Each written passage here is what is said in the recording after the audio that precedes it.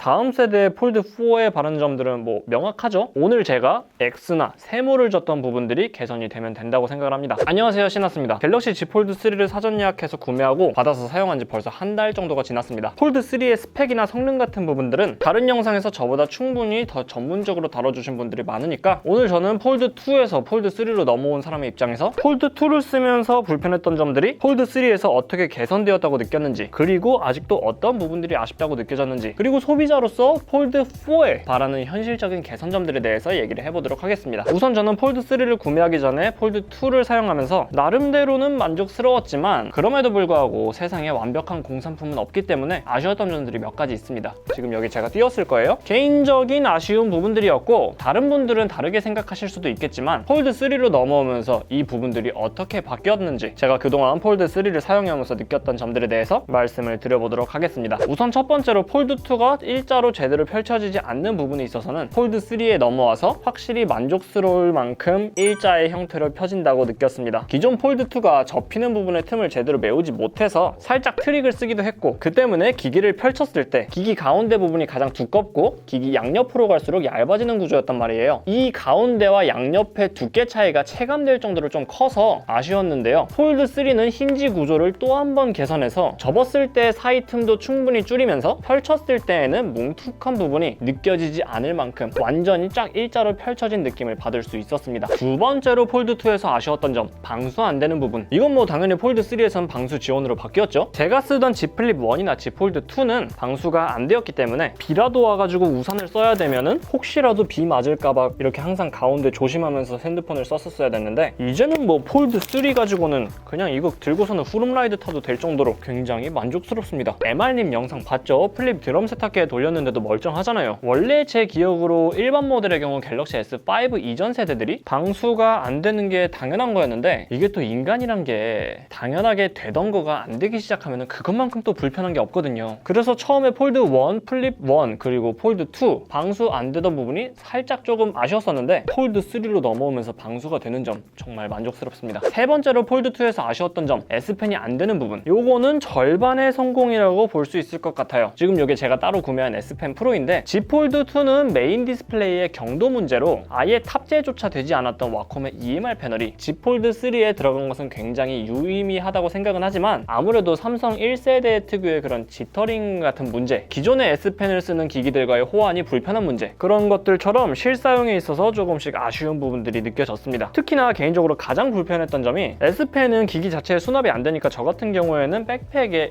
요거를 넣고 다녔는데요. 이게 가방은 걸어 다니면 흔들릴 수밖에 없으니까 이 가방 속안에서 S펜 프로가 버튼이 지 맘대로 눌리면서 에어 액션이 작동되더라고요. 그래서 길거리 걷다가 핸드폰 보는데 지 맘대로 카메라 켜지고 사진 찍고 스크린샷 찍고 노래 멈추고 노래 틀고, 그냥 뭐 에어 액션으로 할 수 있는 모든 것들이 지 마음대로 이렇게 길 가다가 실행이 되니까 이 부분 때문에 정말로 불편했습니다. 이게 S펜 프로를 직접 만져보신 분들이라면 아시겠지만 이게 외부에서 버튼이 눌리기 되게 쉽게 만들어져 있거든요. 이 부분 때문에 진짜로 S펜이 폴드에 이식되려면 이렇게 따로 외부에 갖고 다니는 형식이 아니라 기기 내부에 수납이 되는 형태가 완성되어야만 한다고 느꼈습니다. S펜 따로 들고 다니면 가방에 넣고 다녔을 때 에어 액션 그냥 지 맘대로 돼가지고 진짜 불편해요. 메인 디스플레이에서는 사용이 가능하지만 커버 디스플레이에서는 사용이 불가능한 점, 그 점도 아쉽게 느껴졌습니다. 그런데 커버까지 넣었으면은 무게랑 두께가 좀 더 무거워졌겠죠? S펜 프로는 좀 있으면 중고나라에 팔 것 같아. 마음에 안 들어. 네 번째로 폴드 2에서 아쉬웠던 점, 방금 말했던 무게와 두께입니다. 그리고 폴드 3 또한 무게와 두께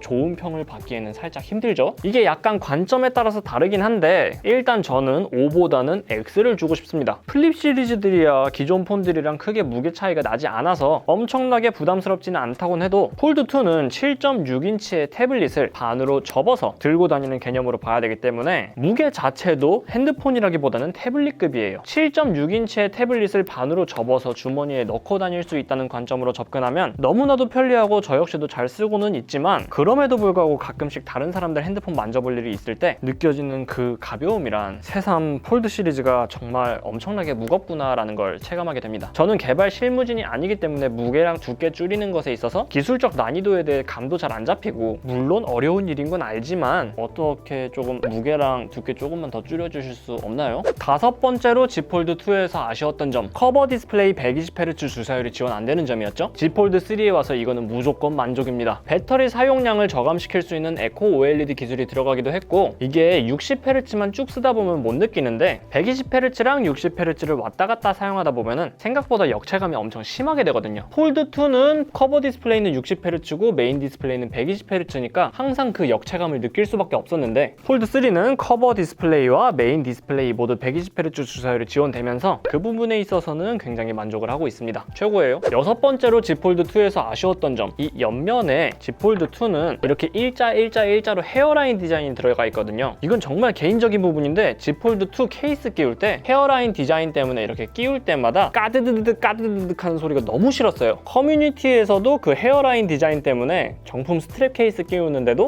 폴드2 본체에 흠집 나신 분들도 엄청 많고, 정말 폴드2의 헤어라인 디자인은 불필요한 디자인적 요소라고 생각을 하거든요. 그런데 폴드3에서는 다시 일반적인 스마트폰들처럼 매끈하게 바뀌었고, 당연히 케이스를 끼우고 뺨에 있어서도 아무런 제약이 없습니다. 지난번 언박싱 영상에서도 말씀드린 부분이지만 이미 삼성은 폴더블 폼팩터라는 갤럭시만의 디자인적 아이덴티티를 선점한 기업이니까 다른 부분에 있어서 불필요한 디자인적인 요소를 넣을 필요는 없는 것 같아요. 그냥 이 자체로도 갤럭시 Z다 느낄 수 있잖아요. 근데 뭐 실무진 분들이 느끼기엔 좀 다른가? 그냥 비전공자의 개인적인 느낌이었습니다. 일곱 번째로 Z 폴드2에서 아쉬웠던 점, 비교적 투박했던 카메라 디자인이었는데요. 이번에 Z 폴드3에서는 심플하게 바뀌었습니다. 섬 자체가 줄어들기도 했고 깔끔하게 일렬 배치된 모습이 개인적으로는 마음에 들어요. 여덟 번째로 Z 폴드2에서 아쉬웠던 점, 카메라 성능이었는데요. 폴드2 출시 당시의 카메라 스펙이 동세대 플래그십 스마트폰들보다 한 세대 뒤처진 성능이라고 많은 분들이 아쉬워했잖아요. 그런데 Z 폴드3의 카메라 스펙은 Z 폴드2와 유의미한 하드웨어적 차이가 없습니다. 똑같아요. 그러니까 가뜩이나 Z 폴드2가 한 세대 뒤처진 카메라 스펙이었는데 그대로 폴드3로 넘어왔으니까 이제는 두 세대 뒤처진 카메라 스펙이 된 거예요. 폴드가 아니고 갤럭시 Z 플립 3 같은 경우에는 주 구매층들이 하이엔드 카메라 수요층들이 아니니까 플립에서 카메라에 힘 빼는 거는 그럴 수 있다고 쳐도, 폴드 시리즈를 구매하시는 분들은 저 같은 테크충들, IT 오타쿠 분들이 많을 거란 말이에요. 동세대 최고의 기술, 하이엔드 스펙에 대한 열망이 있으신 분들일 텐데 그런 분들의 니즈를 충족하기에는 확실히 아쉬운 카메라 스펙이죠. 그럼에도 불구하고 무게나 두께 같은 설계적인 부분이나 폴드3가 전작 대비 약 40만원 정도 저렴해진 것을 생각하면 아쉽긴 하지만 이해는 된다 라고 말씀드릴 수 있을 것 같습니다. 그런데 스펙적으로만 보면 갤럭시 Z 폴드3의 카메라 성능은 아쉬운 게 맞아요. 여기도 X 주도록 하겠습니다. 그리고 아홉 번째 갤럭시 Z 폴드2에서 불편했던 점, 펀치홀인데요. 이거는 사실 양심적으로 컨텐츠를 위한 컨텐츠이기 때문에 펀치홀이 불편하다 라고 넣어둔 거긴 한데, 개인적으로는 Z 폴드2의 펀치홀도 불편하진 않았었습니다. 왜냐면 펀치홀에 꽤 뇌이징이 되기도 했고 있어도 그만 없어도 그만이라고 느꼈던 사람이었거든요. 하지만 Z 폴드3에서는 UDC가 적용이 되었죠. 그런데 UDC의 기술적 완성도가 높지는 않다고 많은 분들이 저를 포함해서 느꼈던 것 같아요. 저도 처음에 기기 만져보고선 그 UDC 쪽의 이질감에 집중이 확 되더라고요. 육안으로도 UDC의 이질감이 확실하게 느껴질 정도이기 때문에 저는 개인적으로 이 UDC의 완성도가 삼성의 완성이라고 생각은 하지 않습니다. 제가 한국 디스플레이 전시회에 직접 가서 삼성이 갖고 있는 UDC 기술의 완성도를 직접 두 눈으로 보기도 했고, 아무래도 일반적인 바형 디스플레이가 아니라 폴더블 디스플레이에 UDC를 적용하다 보니까 기술적인 애로사항이 있었던 것 같은데, 다음에 나올 갤럭시 S 시리즈 바형 스마트폰들이나 다음 세대 폴더블 갤럭시에 탑재될 UDC는 지금보다는 발전된 수준의 UDC가 탑재되기만을 바랄 뿐입니다. 그럼에도 X를 주지 않은 이유는 실사용해보면은 알 거예요. 뇌이징이 됩니다. 이게 사람은 역시나 적응의 동물이다 보니까 맨 처음 기기를 잡았을 때 그 UDC 이질감은 사라지고, 예전에 몇몇 분들이 그냥 펀치홀 뚫려 있는 게 더 낫겠다라고 말씀하신 분들도 있었는데